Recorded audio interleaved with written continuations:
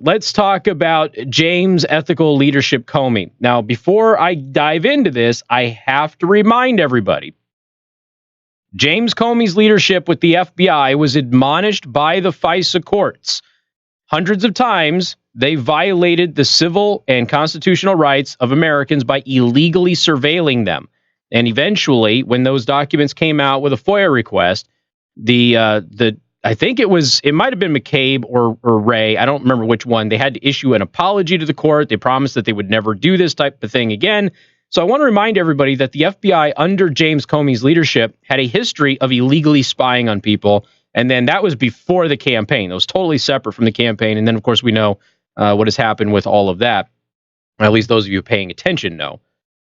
Former FBI Director James Comey received heavy criticism from the Justice Department's Inspector General in a blistering report released today about the infamous memos documenting his discussions with President Trump.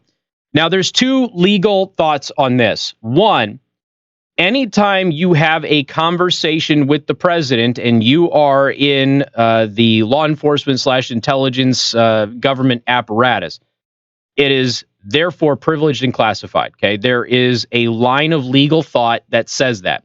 So if you go to the president, whether it's a private meeting, whether it's a casual meeting, whether you guys are hanging out, smoking cigars, eating dinner together, whatever the president says is classified. Okay, there's one line of thought there, and a lot of lawyers have backed that up. There's another line of thought that basically says that, unless it's an official meeting and it's on the agenda, it's a part of the calendar, it's not classified. And there have been some lawyers that have backed that up. Now, James Comey, being the director of the FBI, when he writes these things down in these meetings because government business was discussed, most lawyers have said that he violated the law and he violated the rules, certainly the rules of the FBI, in releasing those private conversations to the press. And you're not supposed to do that. All right. Now, they're not prosecuting him, which I told you, don't expect him to be prosecuted. Don't expect anybody to be prosecuted here. If anybody gets prosecuted, it's going to be some low-level individual that they're going to try and pin all of this on. They're not going to go after the bigwigs. I know that frustrates a lot of you, especially since we have so many of them that have actually been caught breaking the law. There's official charges in many of those cases. They're not going to go to jail. Okay, it's not going to happen. Let's see. The report found that Comey violated bureau policies by drafting, leaking, and retaining the memos. However, it noted that the Justice Department declined to prosecute Comey over those violations. For his part, Comey responded by insisting that he is not a liar and a leaker, which is hysterical considering how many times we have caught him lying, and he's admitted to leaking these memos. So he's admitted to leaking. We know he's leaked. He leaked to his friend over at the newspaper, and we have caught him in multiple lies. In fact, he's lied to Congress, and people are still wondering when the charges for that happen. He said that an apology from his critics would be nice, which is, again, hysterical because the report confirms that he is a liar and a leaker, which he's already admitted to one of those things, and we caught him red-handed doing the last time he testified before Congress. So here is a list of some of the things that he is being criticized for in the IG report. Now, we learned yesterday that Comey was getting his own report in relation to the Trump-Russia collusion scandal thing.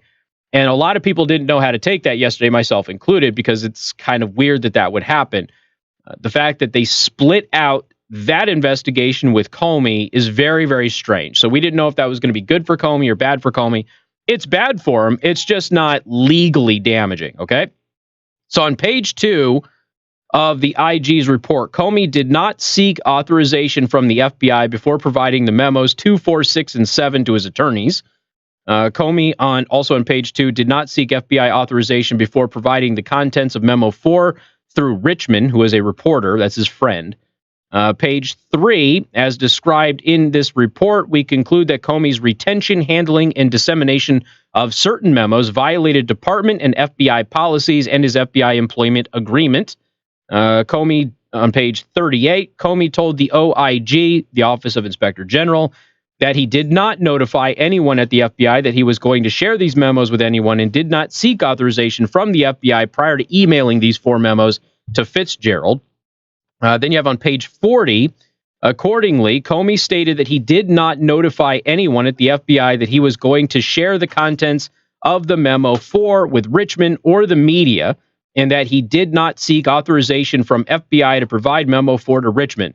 Then on page 52, accordingly, after his removal as FBI director, Comey violated applicable policies and his employment agreement by failing to either surrender his copies of memos 2, 4, 6, and 7 to the FBI, which we talked about extensively.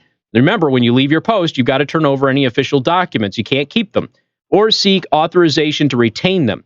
So he didn't give them back to the FBI, and he didn't ask for permission to keep them. And by releasing official FBI information and records to third parties without authorization, and by failing to immediately alert the FBI about his disclosures to his personal attorneys once he became aware in June of 2017 that Memo 2 contained 6 words, 4 of which were names of foreign countries mentioned by the president that the FBI had determined were classified at the confidential level. Again, that's on page 52.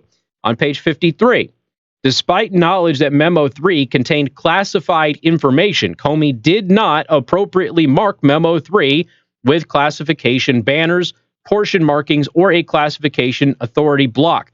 By failing to do so, Comey violated Executive Order 13526 and Intelligence Community Department FBI policies governing marking of classified information. Okay, so he not only released classified information to the press, he failed to mark them as classified as he is required to do by law. On page 54, Comey's actions with respect to the memos violated Department and FBI policies concerning the retention, handling, and dissemination of FBI records and information, and violated the requirements of Comey's FBI employment agreement. Then you have on page 55, Comey violated Department and FBI policies and the terms of his FBI employment agreement by retaining copies of memos 2, 4, 6, and 7 after he was removed as director, regardless of each memo's classification level. Remember, these are memos that were made in official capacity by a government employee. You can't keep them. They're not personal property. Also on page 55, as a departing FBI employee, Comey was required to relinquish any official documents in his possession and to seek specific authorization from the FBI in order to personally retain any FBI documents. Comey failed to comply with these requirements. Also on page 55, as the FBI director and head of the department component, Comey was required to apply for and obtain authorization from the Assistant Attorney General for administration to retain any FBI records after his removal. Comey violated these department and FBI policies by failing to surrender his copies of Memo 2, 4, 6, and 7 upon being removed as FBI director, and by failing to seek authorization to retain them. I'm not done yet. There is still more lists of violations to go. I'm going to try and get all of them. And the reason I'm doing this is so you understand how many times he violated the rules and the law. We got more coming up. News Talk 95.3, Michiana's news channel.